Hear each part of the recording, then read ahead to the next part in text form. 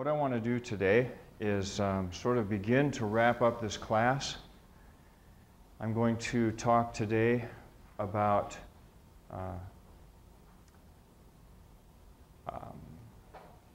probably the most important event in the Gospels, possibly the most important event in human history, at least as far as the Gospel writers are concerned.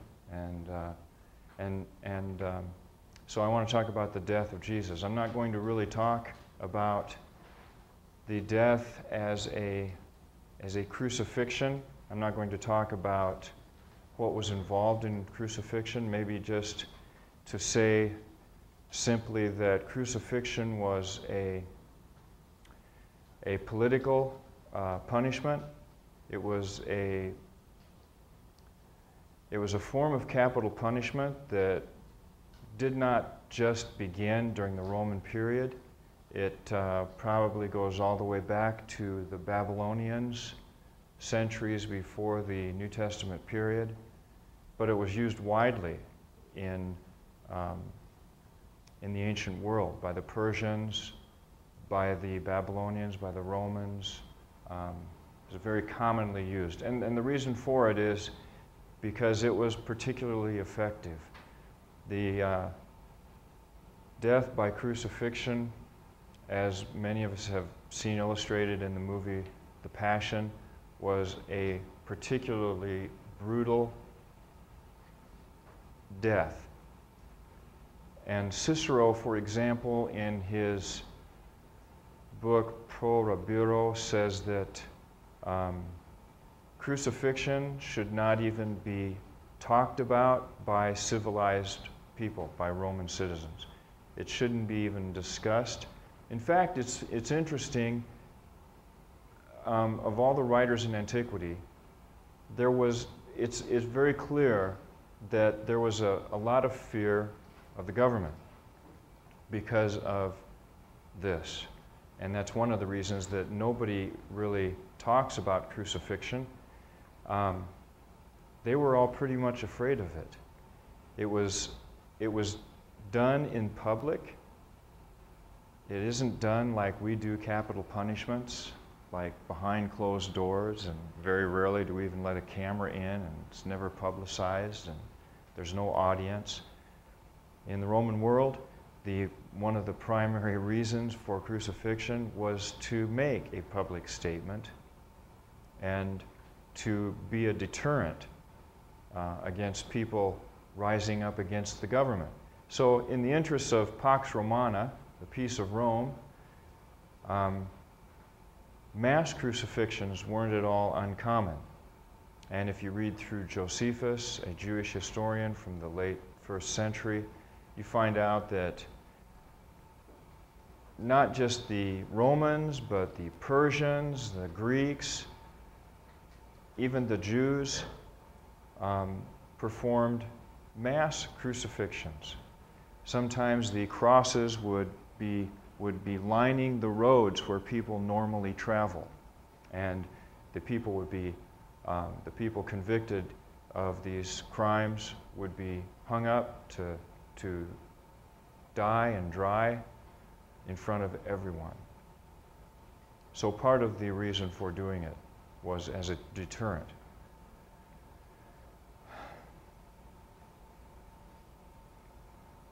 Roman citizens were exempted from crucifixion. I guess that was one of the perks of being a Roman citizen. You didn't have to worry about this kind of death becoming your fate. The wounds that were acquired during the pre-crucifixion scourgings and beatings were never serious enough to be mortal. In other words, they didn't want to beat the person to death.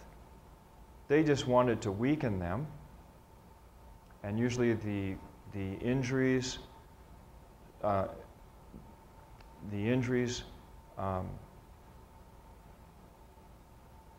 experienced during the scourgings were insignificant enough that all they did was weaken the person, but they weren't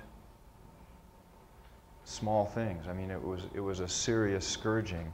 They just wouldn't let you die from the scourging, because the purpose of the scourging was to shorten the amount of time that you would spend alive on the cross. Nevertheless, even with the scourgings and the weakening, death rarely occurred on a cross before 36 hours.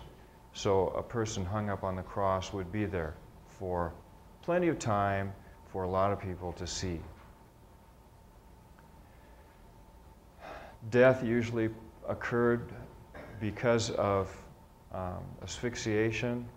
They had a block that was usually placed under the person's feet so that they could lift the weight off of their abdomen and breathe. But eventually, the weight of your body coming down would make breathing difficult, and as you became more and more tired, you became less and less successful at actually heaving so that you could breathe. Normally, the bodies were left on the crosses, and they were picked clean by carnivores, scavengers, crows, birds. And it was an additional dishonor that a proper burial was refused. This frequently caused no small bit of anguish for the families of people who were crucified, because it was believed widely in antiquity that if you didn't experience a proper burial, then you had no rest in Hades. And maybe you can recall, I think it's from Book 9 of the Odyssey of Homer, where Odysseus goes down into Hades to try and discover the way home to Ithaca, that he meets up with a friend of his who was one of his shipmates, and they were on an island. They were attacked. They had to leave the island quickly and get to their boat and escape. And this person, this friend, died on the beach. They couldn't go back and bury him, so they had to leave him there. Odysseus sees him in Hades, and after he takes a drink of blood, which they had to do, these shades in Hades had to take a drink of blood before they could talk, he asks Odysseus to go back to that island and bury his body so that he has rest in Hades. So you see, it was an additional torment to the families of people that they weren't permitted a burial. Yes? Well, and then in the case of Jesus put in the tomb. Concessions were made to the Jews for things like this. They were on the verge of a Jewish Sabbath and a Jewish Passover, and so permission was granted for that reason. Anyway, so crucifixion was not a pretty sight. And it was, in fact, it would have been a horrifying thing. The fact that most Romans elites, like Cicero, encouraged people never to even talk about crucifixion should be a little bit of an insight for us into what the cross symbolized in the first century. It symbolized brutality, vicious pain, excruciating suffering, on and on and on. And so for the early Christians to have adopted the cross as a central symbol of their faith tells us a lot about early Christianity and about the significance of the cross in early Christianity. It became a symbol of God's solidarity with suffering people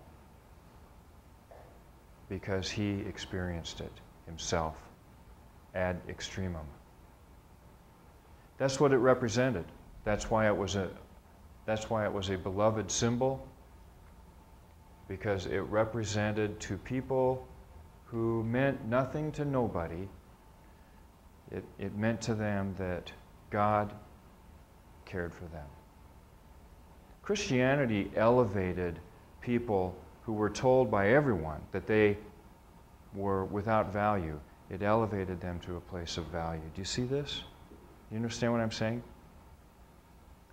The cross meant a lot in the first century.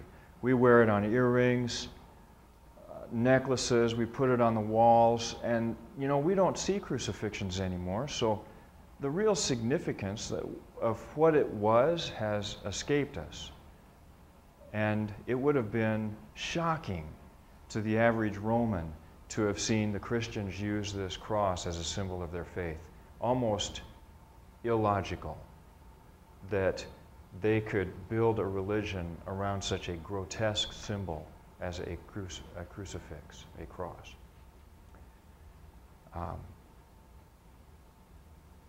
So, that's kind of a good introduction to what I wanted to say in the beginning.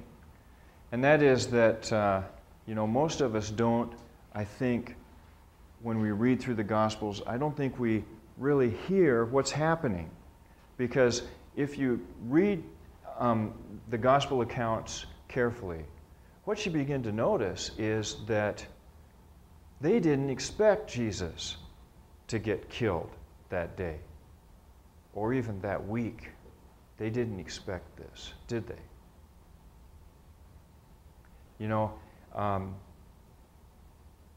The crucifixion of Jesus was the greatest spiritual crisis for his disciples.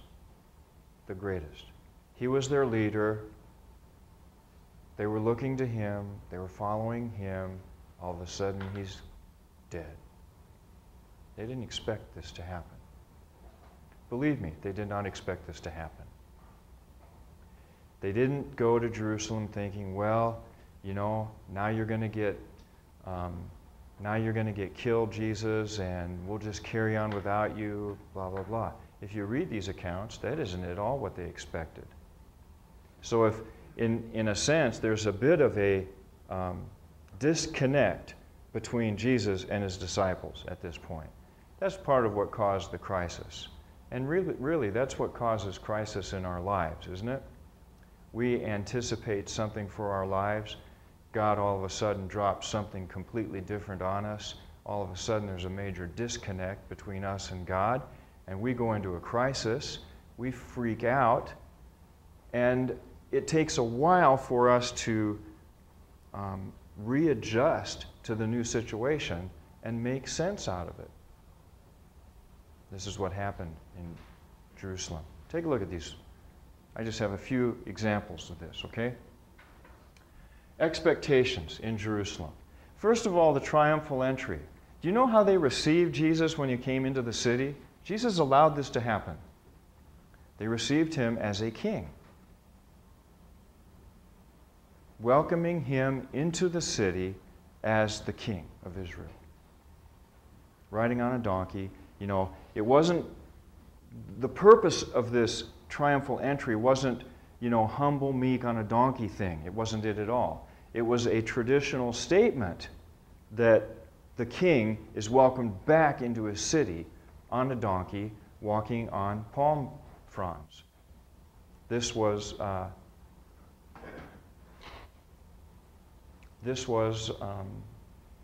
way of welcoming the king.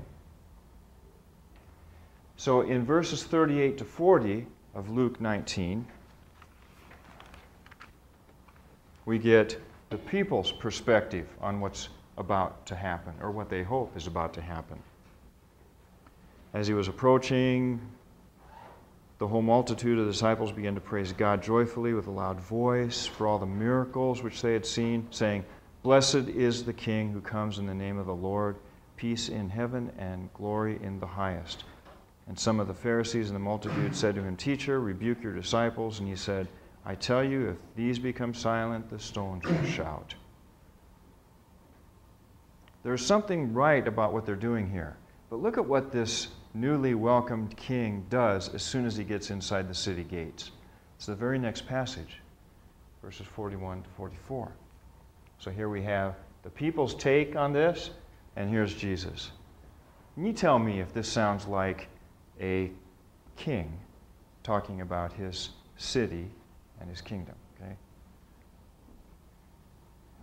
He saw the city and he wept over it, saying, "If you had known in this day, even you, the things which make for peace, but now they have been hidden from your eyes. For the day shall come upon you when your enemies will throw up a bank before you, surround you, hem you in on every side, and they will level you to the ground and your children within you, and they will not leave in you one stone upon another, because you did not recognize the time of your visitation." You guys see the difference there?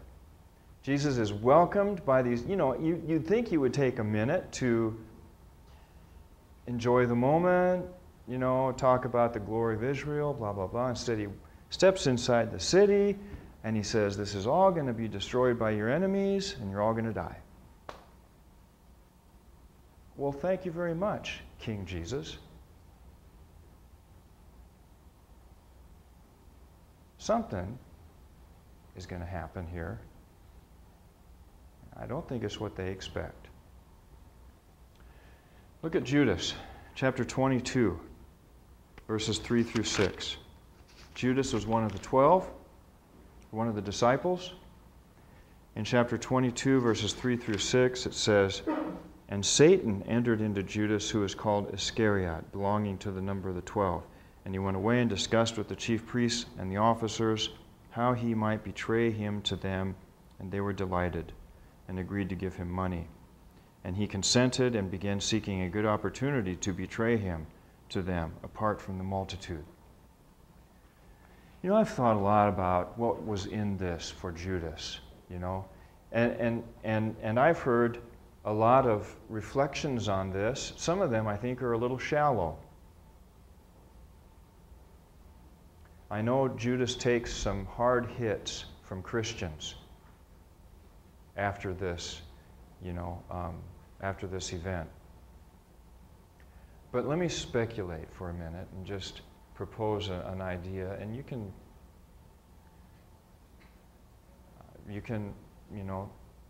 agree with it or not. I don't care, because we really don't know. But what if Judas saw Jesus all week long, okay?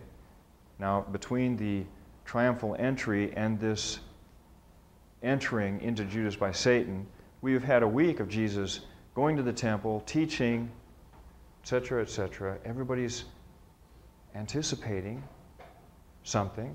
I mean, after all, they just welcomed the king into the city. He's not doing anything. All he's doing is teaching. He does clear out the temple.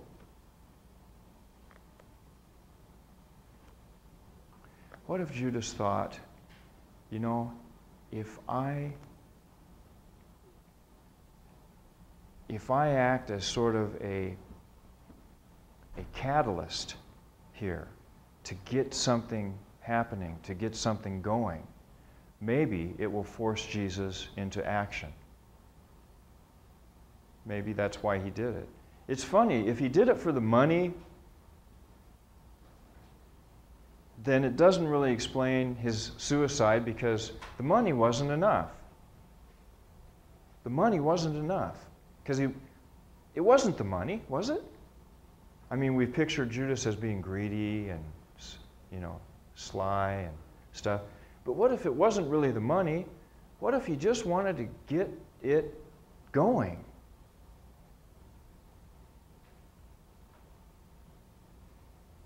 And the whole thing blew up in his face.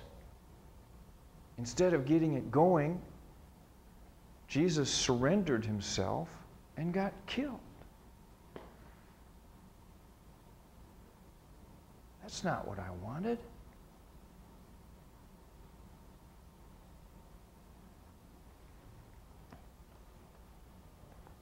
So let's assume that he was trying to get something going, because I just don't believe it was the money.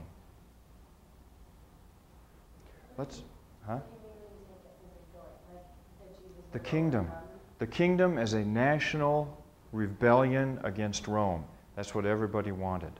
In fact, even in Acts chapter 1, the disciples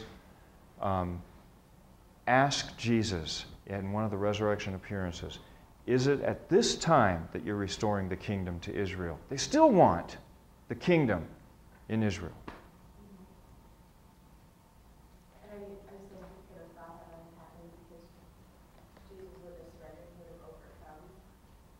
Like, that Jesus might have thought that? Yeah.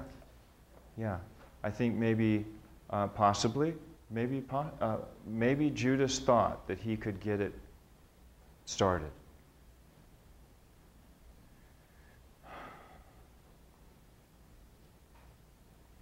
He ends up killing himself because what he did ended up in Jesus' death.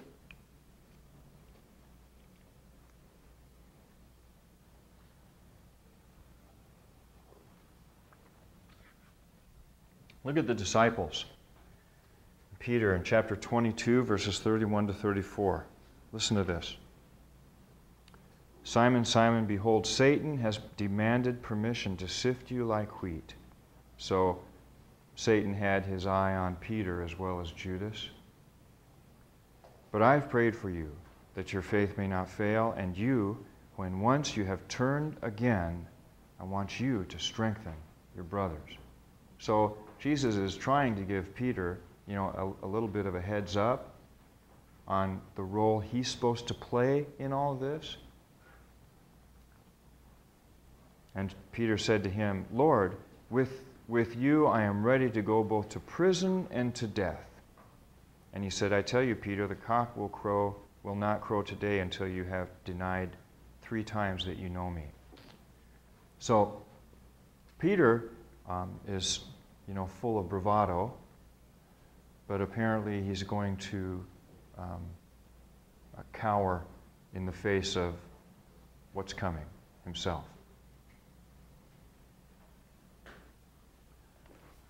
Peter doesn't know what's coming. I think Peter's thinking, I will fight to the death for you, Let's rock and roll. Let's go. In fact, doesn't Peter in the garden pick up a sword? What are these guys thinking? What are they expecting? James and John. Look at this. We know it's James and John, although what began as just a conversation between them might have become an issue with all of the disciples. Look at this one. Chapter 22, verses 24 to 40. 30.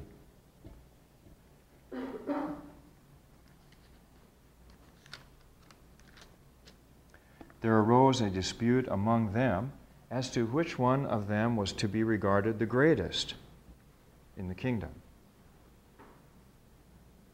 And he said to them, the kings of the Gentiles lord it over them, and those who have authority over them are called benefactors. But not so with you. Let him who is greatest among you become as the youngest, and the leader as the servant. For who is greater, the one who reclines at table or the one who serves? Is it not the one who reclines at table? But I am among you as the one who serves. And you are those who have stood by me in my trials. And just as my Father has granted me a kingdom, I grant you, that you may eat and drink at my table in my kingdom. And you will sit on thrones, judging the 12 tribes of Israel. Remember in Mark chapter 9, and I think it's in Luke 11, where James and John ask Jesus if they can sit on his right hand and his left in the kingdom. What are they thinking?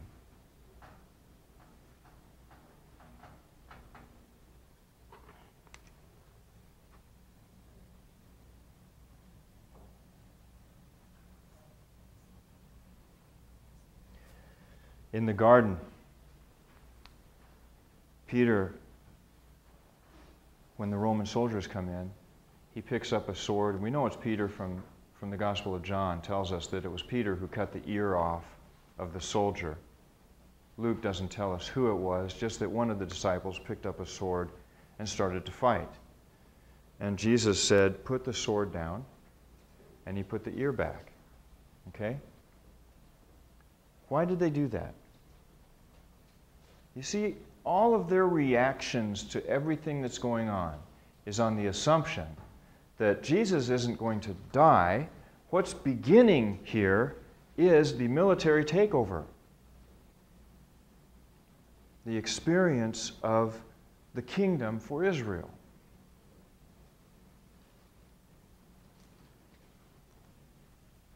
Finally, look at Luke chapter 24, verse 11. We'll talk about this more on Thursday, but this is after Jesus dies and after he's resurrected. The women had gone to the tomb early on Sunday morning, and they found the tomb was empty, and they ran back to the disciples. Look what the disciples said. 24:11. These words appeared to them as nonsense, and they would not believe it. You see, these guys were not expecting this.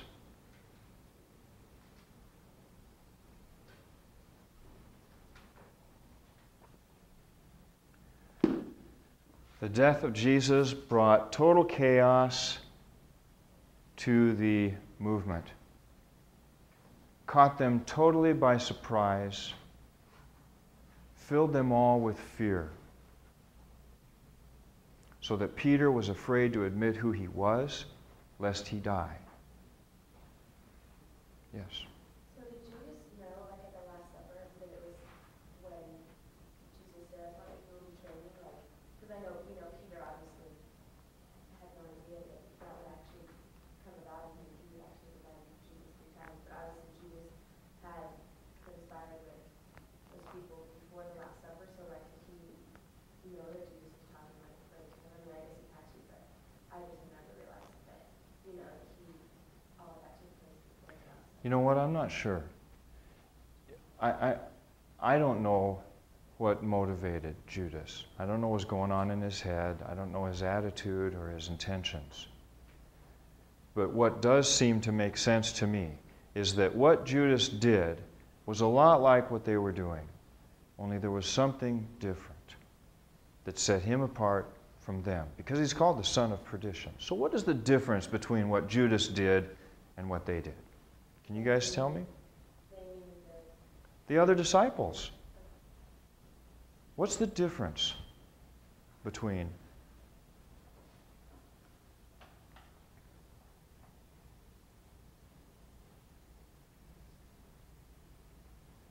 Well, one thing that is different between his modus operandi and theirs is they were standing behind Jesus and they were only moving forward as he moved forward. In other words, they weren't trying to do things to force his hand.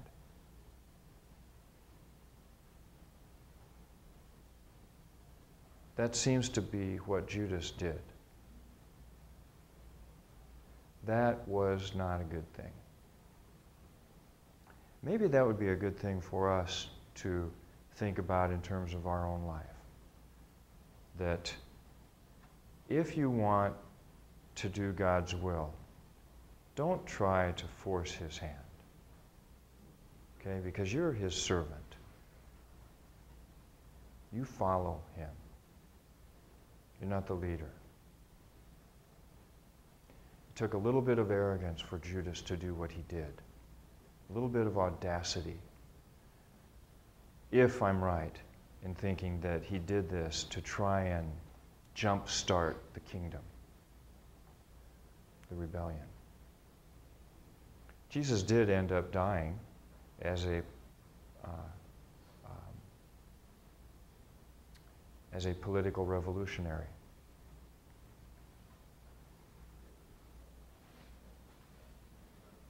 So anyway, Jesus dies, and then the church is left to try and figure out why. Because this presents an entirely new scenario for them. They're assisted by the resurrection appearances, and we'll talk about those on Thursday. But I want you to look at a couple of examples that I have put on the board here of ways that the early church interpreted the significance of Jesus' death. Because at the very beginning, you have to admit, it was an event that had no meaning to them. It was exactly the opposite of what they thought was meaningful. This was not meaningful. This was a tragedy. This is an event. This is not victory. This is our defeat.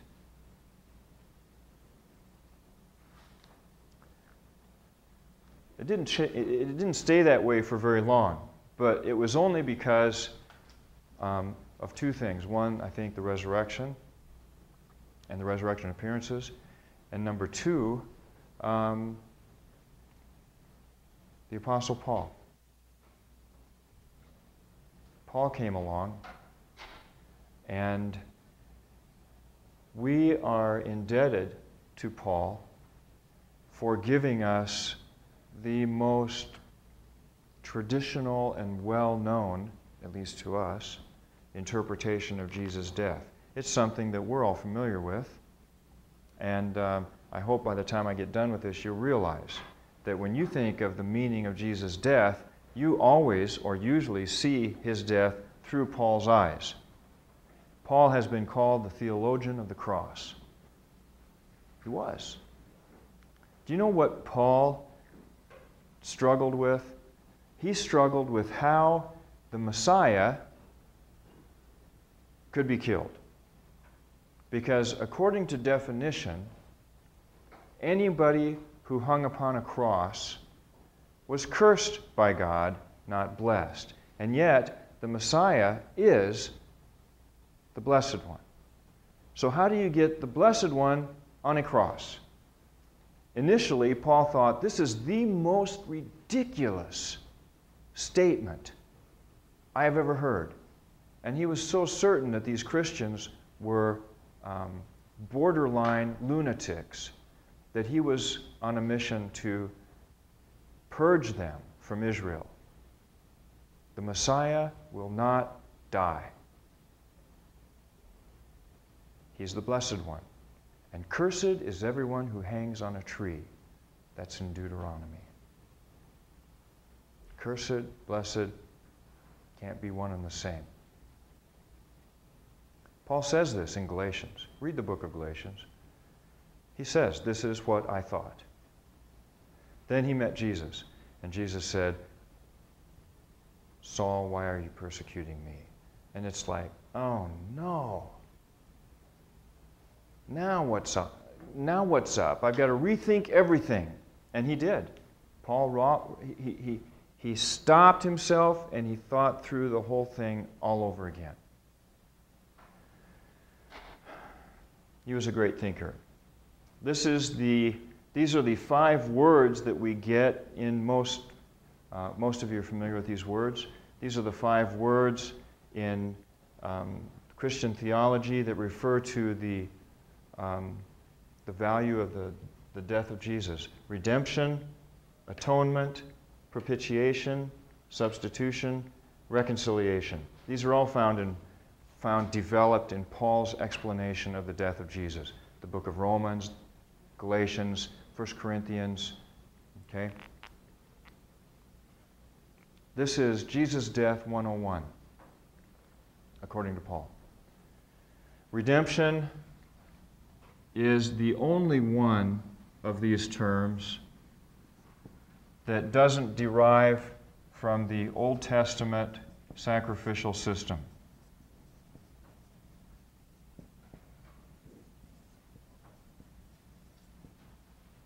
All the rest of them do. Redemption is a word that sort of derives from Israel's Exodus experience. They were redeemed from slavery in Israel, or in Egypt. They were set free. Redemption is a word that you would encounter if you were buying a slave. In the slave market, this word redemption is a word that's found in slave trade, because the redemption price of a slave is what you have to pay to get the slave freed. Okay, that's the redemption price. So it's a slave market word. The rest of these words are Old Testament cultus words. the sacrificial system, the temple, the priesthood. Okay? Atonement means what?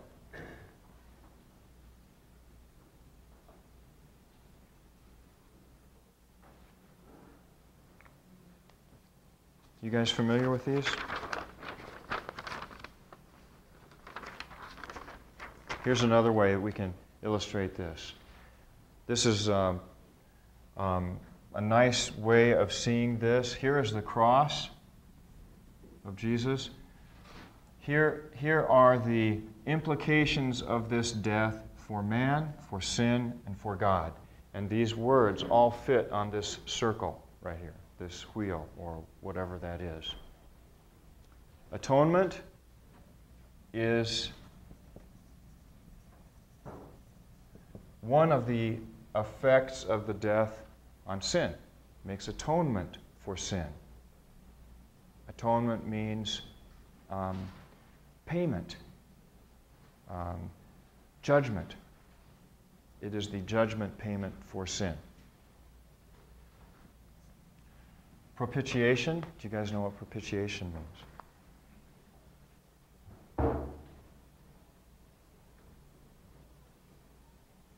It's another one of the words that occurs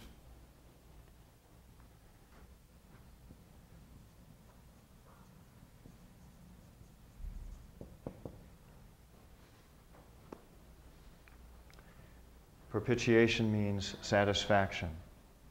In other words, the death satisfies God on our behalf.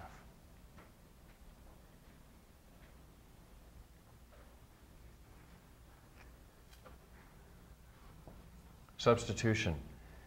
Where does that one fit, do you think?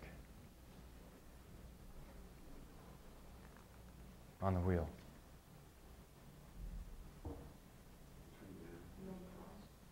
Yeah. It's up here.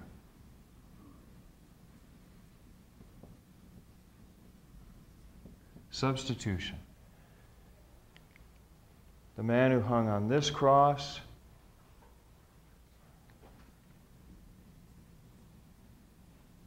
I should put humans. The man who hung on this cross becomes the substitute sacrifice for everyone. Substitution. Just like the lamb in the Old Testament was the substitute for you. You put your hand on the lamb's head, you slit its throat, and you spilled its blood. That was you. The lamb was your substitute. What about redemption?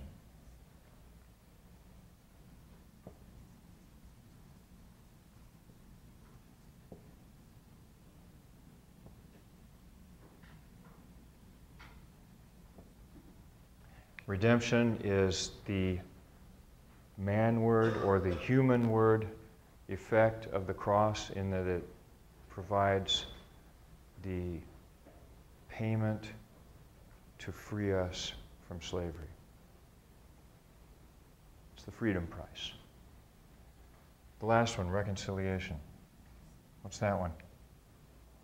Sin, humans, or God?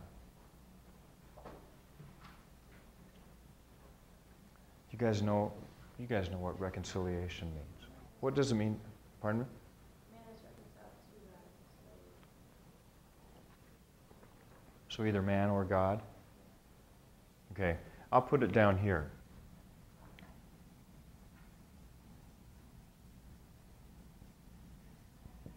But yeah.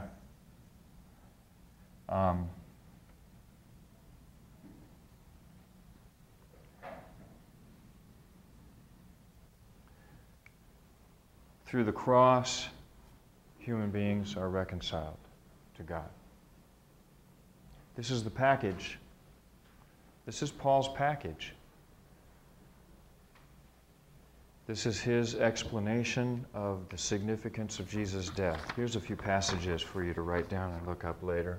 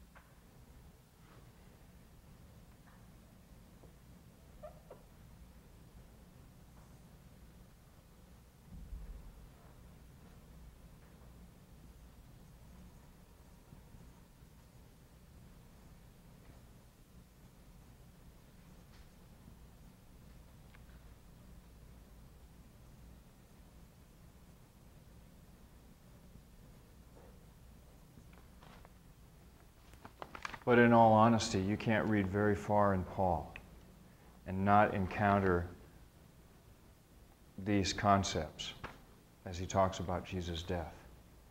Because this is his way of interpreting its significance. And they're all derived from the Old Testament sacrificial system.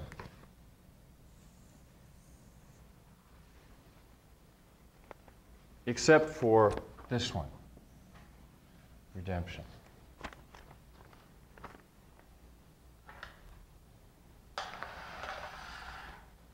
Now look at, before we move on to look at Luke's,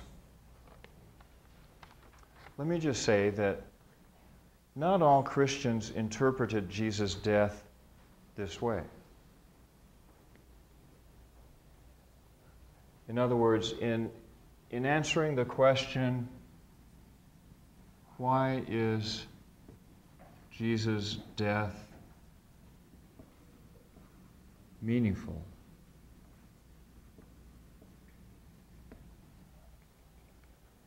His death was meaningful to early Christians for a lot of reasons.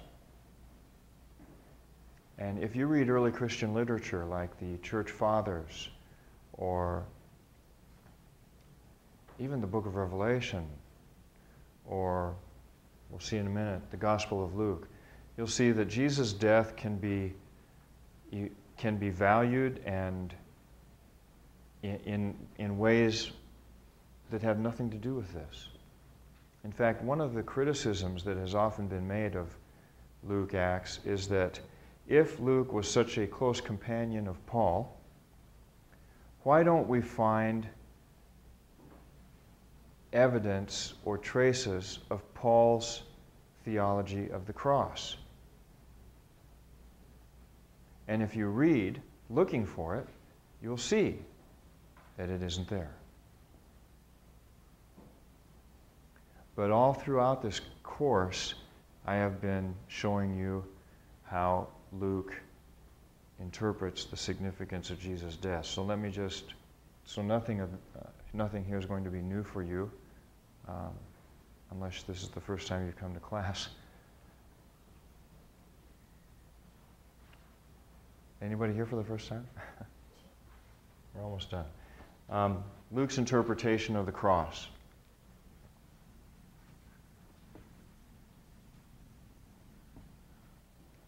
One of the reasons it's so hard to see another interpretation of the cross is that we're so Pauline that when we read about Jesus' death, this is what we think.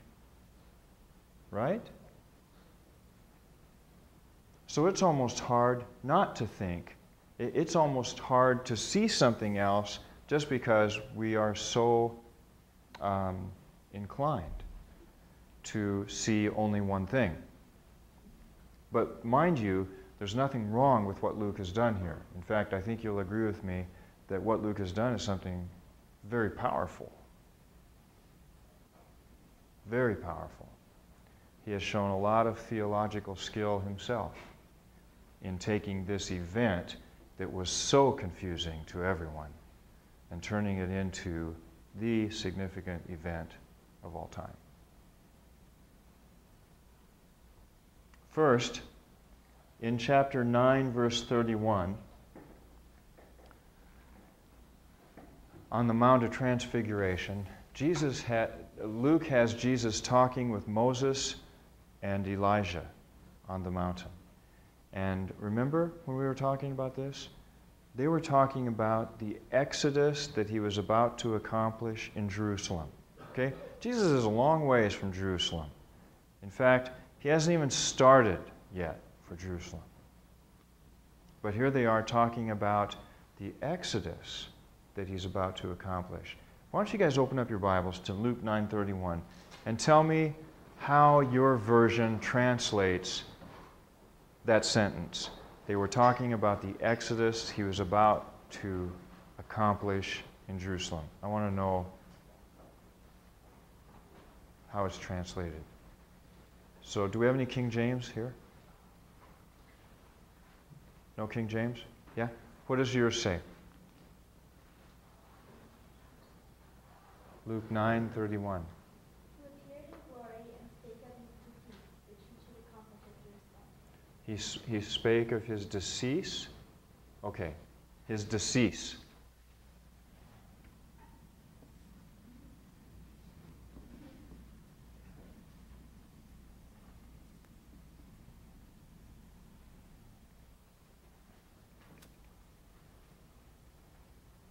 His decease. You know, I'm not really sure I know what that meant in, I'll think about that, his decease. I'm sure if we had a Webster's we could figure out. But I think it means departure. I think that's what it meant, departure. Yes? Sure, yeah. Go ahead. Departure? What version do you have? NIV. So the NIV says, this is the King James. The NIV says, his departure.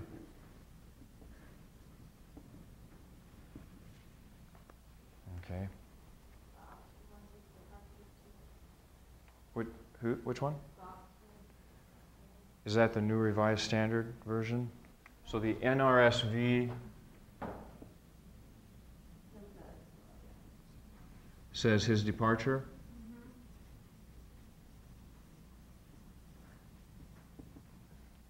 Any more?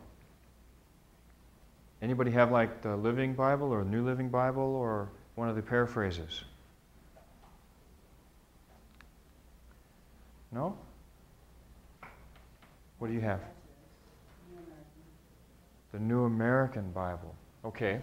And yours says Exodus? New American.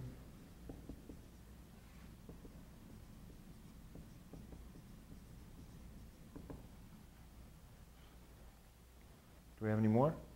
Did you find decease yet? Yeah, D-E-C-E-A-S-E. Yes. It says departure from life. It comes from, he says, which means departure, and death to depart, to die. His decease. Yeah. But I don't think that's right. I don't think that's what it meant. I mean, that's what it means now, deceased. Yeah, I'm looking it up on birth. In the New American Standard Bible says, no, she had the New American Bible. This is the New American Standard edition. They're two different versions. This one says his departure. So,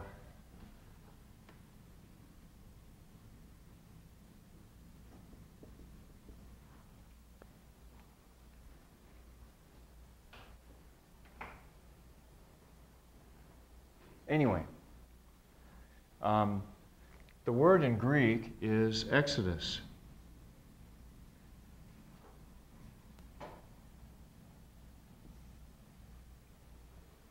That's the title of the second book in the Old Testament.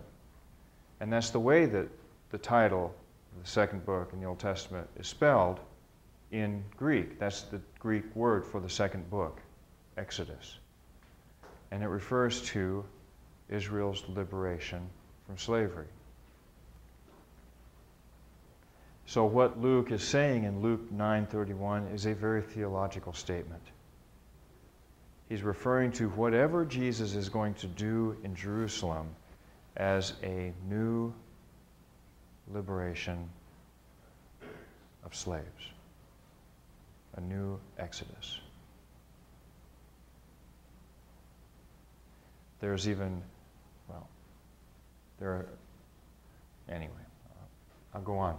So his interpretation of the cross is, on the one hand, it's a new Exodus. However that's going to work out.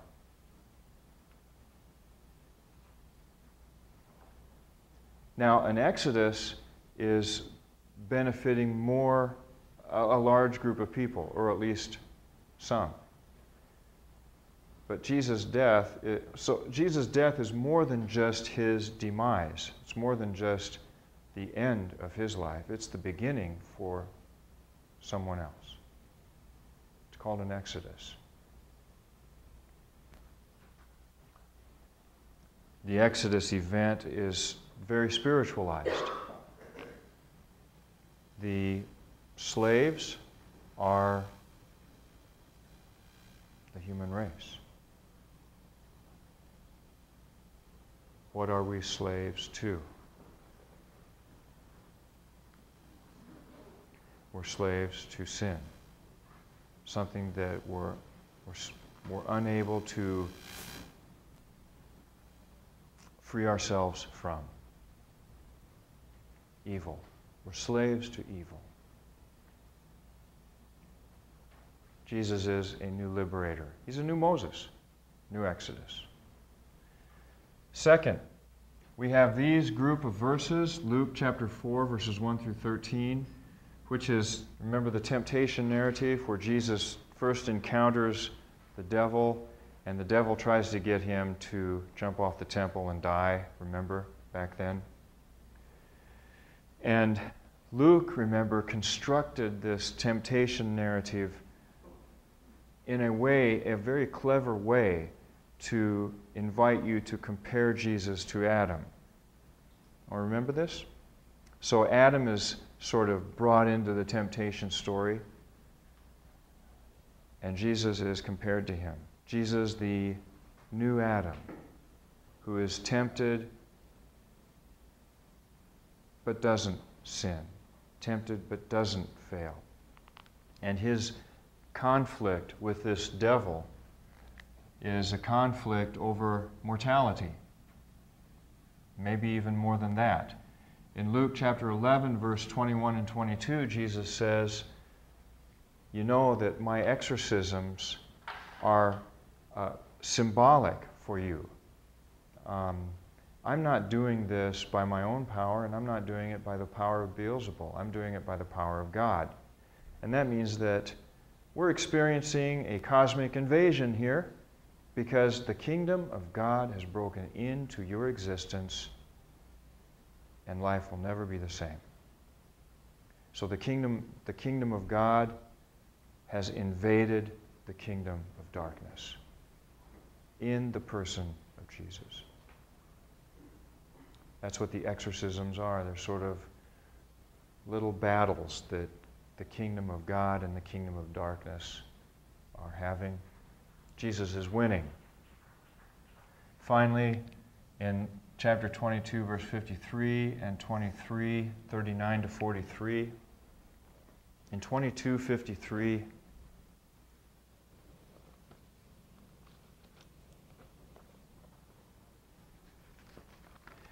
Jesus is welcoming the Roman guards into the Garden of Gethsemane, and he says to them something really strange. While I was with you daily in the temple, you did not lay hands on me, but this hour and the power of darkness are yours. Very strange thing for him to say, huh?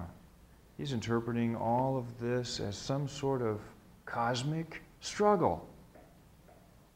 And he has walked into the power of darkness and submitted to it. Very strange. Then, in 23, verses 39 to 43, he's on the cross, and he tells to the thief who's on the cross next to him, today you will be with me in paradise. So Jesus, the second Adam, is actually the new founder of the human race. He has restored the human race. He has won the victory over evil. He's delivered us from bondage. In him we are born again. In him we are created anew. There's very much Pauline theology here. He just does it in a different way.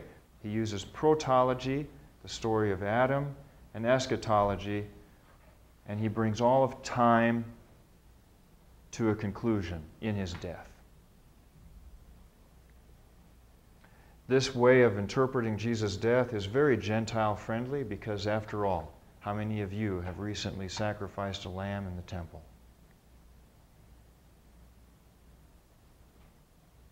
Well, I haven't. In fact, I've never sacrificed an animal in my life.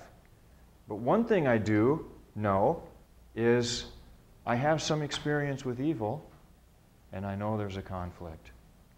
And I know that I frequently lose. The message of Luke is that Jesus' death is a victory over evil. Paradise is restored.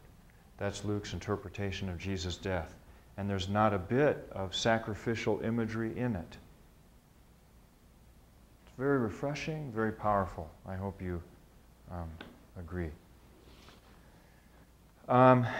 So, do you guys have any questions about this? Anything you want to add? Think of that maybe I forgot?